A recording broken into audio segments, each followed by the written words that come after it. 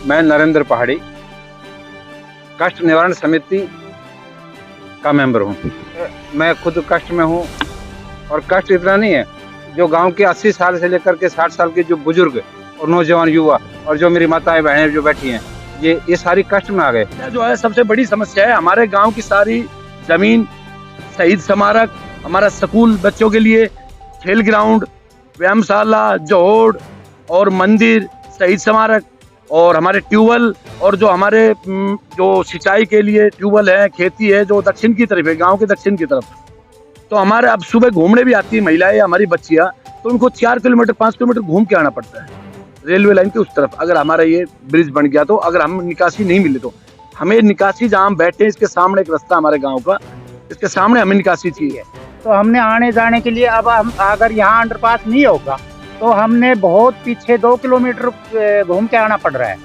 और 2 किलोमीटर घूम के आने में तो बड़ा शमशान भूमि में, देखो ना आप, घूम के जब आए 2 किलोमीटर तो बड़ा बहुत ज़्यादा परेशानी है। और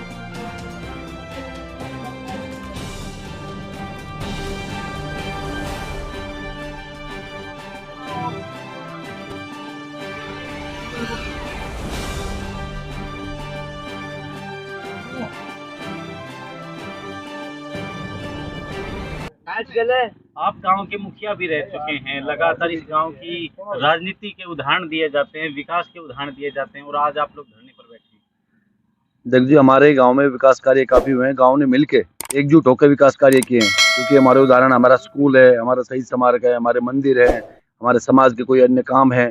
पर बाकी हमें नहीं लगता सरकार बहुत ज्यादा अनदेखी करी है हमारे साथ में। 2015 से आज तक हमारे साथ इतनी ज्यादा अनदेखी की गई प्रशासन के द्वारा भी और सरकार के द्वारा भी। 2015 से आज तक मेरा गांव बिल्कुल मतलब आने जाने में असमर्थ है। रेलवे लाइन के उस तरफ जाए तो पानी, अंडरपास से डुबकी मार के जाना पड़ता है। अंडरपास में बारिश का मौसम होता है तो हमारी जो महिलाएं चारा लेके आती है उनको बड़ी परेशानी होती है। हमारी बच्चियां जो स्कूल जाती है उन्हें बड़ी परेशानी होती है। और जो ओवर ब्रिज है जो बनाया था 2015 में, हमारे गांव को रास्ता रोक दिया गया था, तो हमें कम से कम 10 किलोमीटर घूम के जाना पड़ता अपने खेतों में। उसके बावजूद जिस टाइम ये ओवर ब्रिज चालू हुआ, उद्घाटन के 6 महीने बाद ये गिर चुका था।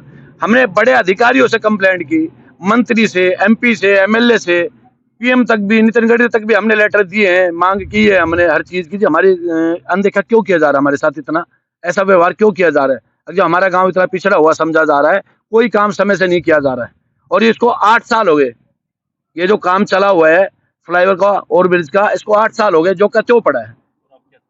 अब समस्या जो है, सबसे बड़ी समस्या है हमारे गांव की सारी जमीन, शहीद स्मारक, हमारा स्कूल बच्चों के लिए, खेल ग्राउंड, व्यायामशाला, जोड़ और मंदिर, शहीद स्मारक और हमारे ट्यूबवेल और जो हमारे जो सिंचाई के लिए ट्यूबवेल है, खेती है जो दक्षिण की तरफ है, गांव के दक्षिण की तरफ। तो हमारे अब सुबह घूमने भी आती है महिलाएं, हमारी बच्चियां, तो उनको 4 किलोमीटर 5 किलोमीटर घूम के आना पड़ता है रेलवे लाइन के उस तरफ। अगर हमारा ये ब्रिज बन गया तो, अगर हम निकासी नहीं मिले तो हमें निकासी, जहाँ हम बैठे इसके सामने एक रास्ता हमारे गाँव का, इसके सामने हमें निकासी चाहिए, जिससे हमारे बच्चों को, महिलाओं को, बुजुर्गों को कोई परेशानी ना हो। हमारे बुजुर्ग सुबह टहलने आते हैं, घूमने आते हैं व्यायामशाला में, तो कैसे आएंगे वो बताओ? 4-5 किलोमीटर का रन आप करके जब आना पड़ेगा। और हम शमशान घाट में आते हैं, देखो कहीं भी लास्ट टाइम होता है, जब इंसान का जो लास्ट टाइम होता है, देखो वही उस टाइम भी अगर सुविधाएं नहीं मिली तो क्या करेंगे? लोग, बुजुर्ग भी साथ आते हैं, महिलाएं भी साथ होती है, बताओ 6 किलोमीटर घूम के कैसे आएंगे? और हमारे गांव के साथ तो हम 2015 से आज तक देखते आ रहे हैं, हमारे बुजुर्ग भी बैठे, हमारे नेता भी हैं, बोलते भाई नेता भी खूब अच्छे अच्छे नेता हैं हमारे, पर नेता वोट के टाइम में देखते हैं। अदरवाइज किसी नेता ने हमारी तरफ आज तक कोई ध्यान नहीं दिया। भाई पहाड़ी भी गांव है कोई, और जबकि हमारे गांव का हर जगह उदाहरण दिया जाता है, पढ़ाई में, काम के बारे में, समाज के कामों के। और हमारी अनदेखी क्यों हो रही है, क्या कारण है? कोई पॉलिटिकल कारण है, कोई और कारण है, हमें नहीं पता। प्रशासन भी, सरकार भी बिल्कुल अनदेखी कर रही है। और हम अब जहां बैठे हैं, अनशन भी और धरना प्रदर्शन भी जब तक नहीं उठेंगे, जब तक हमारी जो समस्या है उसको दूर नहीं किया जाएगा। नरेंद्र पहाड़ी जी, क्या ये आप लोग धरने पर बैठे हैं, क्या विषय है ये, क्यों धरने पर बैठने की मजबूरी आई? जब विकास ज्यादा होता है तो उसमें कहीं ना कहीं दिक्कत तो आती है। पर विकास इतना हो गया, उधर रेलवे लाइन, इधर सड़क, गांव बीच बिल्कुल एक की भौगोलिक स्थिति आप देखेंगे ना, बिल्कुल कभी सबने पता है, तो बिल्कुल गांव से सट के रेलवे लाइन निकल रही है और गांव से सट के रोड निकल रहा है, उधर से भी बंद है, इधर से बंद है। पहाड़ी गांव का निकासी का कोई रास्ता नहीं है। फ्लाईओवर 7 साल पहले टूटा था, ये रेलवे का पुल, आज तक उसके ऊपर कुछ नहीं हुआ। हमारे गांव को आदत पड़ गई अब तो इन छापरी होकर के डाडाबाद से मौजाबाद घूम करके जब खेतों में जाते हैं जी, वो 8 किलोमीटर का हेर फेर है जी। उसके बावजूद भी विधायक जी, सरकार, डीसी साहब, जो भी यहाँ के अधिकारी हैं, किसी ने कोई चिंता, और इतनी बार हमने उनसे कह लिया कि भाई इस बात को गौर किया जाए, इसके ऊपर जितना संज्ञान लेंगे जल्दी से उतना हम सुख में जी पाएंगे। तो आप इसे विकास कहेंगे या व्यवस्था कहेंगे? आप मेरा व्यंग समझिए, एक तरफ से रोड है, एक तरफ रेलवे लाइन है, दोनों के बीच में हम बंधे बैठे हैं जैसे। और अगर अंडरपास नहीं बना, बिल्कुल एक एक चीज हमारी बस स्टैंड है, उसके बाद स्कूल है, स्कूल के बाद फिर मंदिर है, मंदिर के बाद शमशान घाट है, बैंक है, खेल स्टेडियम है, शहीद स्मारक है, और स्कूल का गांव का जोड़ एक, ऐसा कर, और हमारी जो कृषक भूमि है वो सारी इधर पड़ती है जी। आप भी और आपका गांव भी राव साहब का चहेता बताया जाता है। नहीं चाहते हैं, हाँ, लेकिन फिर भी ऐसी व्यवस्था आप लोगों को नहीं, राव साहब ने कहा था कि पुल यही बनेगा, आप लोगों को धरने पर बैठना पड़ रहा है। राव साहब ने कहा था पुल यही बनेगा, उनकी बात को काट करके एनएच एना चाहिए, और वो उसको आगे 2 किलो आगे सरकार है जी, कि वहां से हमें फिर घूम के आना पड़ता है उधर से, और वहां भी वो अंडरपास वो बना रहे 6 फुट गहरा जमीन में, सभी का पुल है वो, उसको थोड़ा सा ऊपर करके वो बनाने की उनकी योजना है, ऐसा सुनने में आया, वो कन्फर्म नहीं है अभी भी। राव साहब और भाजपा जब वोट मांगते हैं तो आपके गांव का एक उदाहरण देते हैं, आपके गांव की आईटीआई का, स्कूल का, लाइब्रेरी का, और आप ही आज धरने पर बैठे हैं, तो आपको नहीं लगता ये राव साहब काम नहीं होगा तो धरनों की हम अनशन में बैठना पड़े?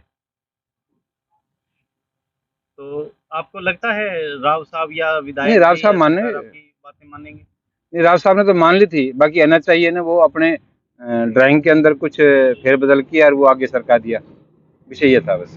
चलो वो ब्रिज चालू, तो वो उनकी मजबूरी, वो करना पड़ेगा उनको, उनकी मजबूरी होगी तो वो कर रहे हैं, अदरवाइज 7 साल हो गए, सरकार तो यही थी हमारी जिनका हम विकास की बात कर रहे हैं। विकास 4 महीने में गिर गया तो वो पूरा 4 महीने विकास खड़ा नहीं हो पाया और वो पुल गिर गया, उसके बाद आज तक 7 साल हो गए, उसके ऊपर किसी ने एक रोड़ी माटी, एक रोड़ी नहीं लगाई उनके ऊपर।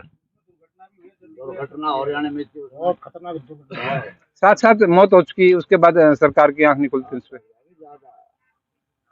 क्या है ये पूरा मामला, किस वजह से आप लोग यहाँ धरने पर? ये पूरा मामला हमारे जो है अंडरपास का है, एनएचआई वाले जो बना रहे हैं। पहले राव साहब आए थे, इंद्रजीत सिंह, जब कहा था उनने कि यहाँ हनुमान मंदिर के पास में अंडरपास है आपका, उसके बाद में वो एक साबी का पुल है, बोला इसमें देंगे, तो उसकी वो तो पुल है, वो तो बहुत नीचे है, उसमें तो पानी भरा रहेगा हमेशा के लिए।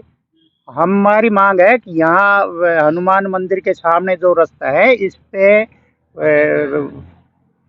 क्रॉसिंग जो है वो दिया जाए, क्योंकि हमारा मंदिर भी इधर है, खेल स्टेडियम बच्चों का जो है वो भी यहाँ है, शमशान घाट है भी इधर है, स्कूल भी है, जो भी हमारी खेती है, जो कृषि योग, वो भी ज़्यादातर इधर ही है। तो हमने आने जाने के लिए, अब हम अगर यहाँ अंडरपास नहीं होगा तो हमने बहुत पीछे 2 किलोमीटर घूम के आना पड़ रहा है, और 2 किलोमीटर घूम के आने में तो बड़ा शमशान भूमि में देखो ना आप, घूम के जब आए 2 किलोमीटर तो बड़ा बहुत ज़्यादा परेशानी है, और इसलिए हम अंडरपास की वो कर रहे हैं। नहीं, हमारा तो कोई इतना वो नहीं था, अंडरपास दे देते हम धरना प्रदर्शन करते ही नहीं, वो जरूरत ही नहीं थी, अब तक नहीं कर रहे, ये इनका काम चल रहा था।